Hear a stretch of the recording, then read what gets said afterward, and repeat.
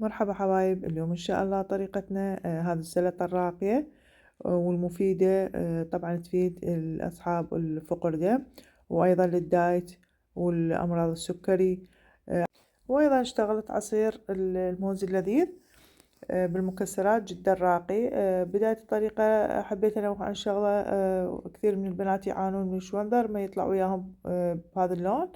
حبايب، لأنه تقشروه وتسلقوه ما يصير الماء، لازم يعني تسلقوه قبل التقشير وبعد تنزيل القشور بكل سهولة. عندنا هنا كمية من اللهانة الحمراء، طبعا بارشتها وممكن تقطعوها، لكن رقائق تسوى كلش خفيفة. وأيضا برشة حبة من الجزر. وعندنا هنا كمية من الرمان، طبعا كل الكميات حسب رغبتكم. وهذا الشوندر بعد ما تخلصت من القشور وقطعته بهذا الشكل مكعبات. وضفت عصير ليمونة، طبعا ليمونة فريش عصرتها وضفتها. وهنا نضيف ملعقتين من دبس الرمان، واللي يحب يضيف أكثر ممكن يضيف 3 ملاعق. هذه النوعية اللي استخدمتها. وبعدها نضيف البهارات اللي اشتغلتها وياكم بالقناة. إن شاء الله راح أترك لكم الرابط مالتها بصندوق الوصف.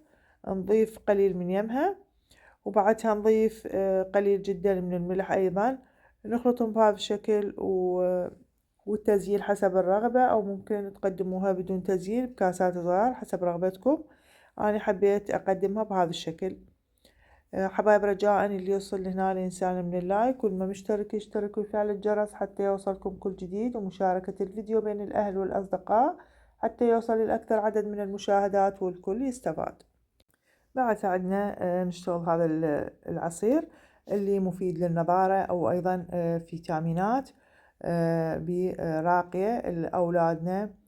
طبعا صايمين ومدارس يحتاجون لهذه الوصفات. 3 حبات من الموز، ضفت المكسرات اللي هو الكاجو والفستق الحلبي، و3 حبات من التمر. وهنا ضفت كوب من الحليب البارد.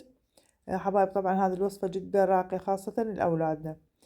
بعدها حبايب نضيفهم بالخلاط بهذا الشكل، نخلطهم.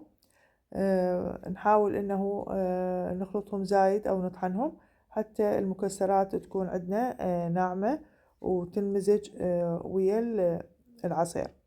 بعدها حبايب ملاحظة هنا جدا مهمة. طبعا هذا العصير يتقدم مباشرة لأنه موز. واللي يحب يضيف نص حبة من الليمون ممكن ترهم وياه. أيضا تعطيكم طعم جدا راقي.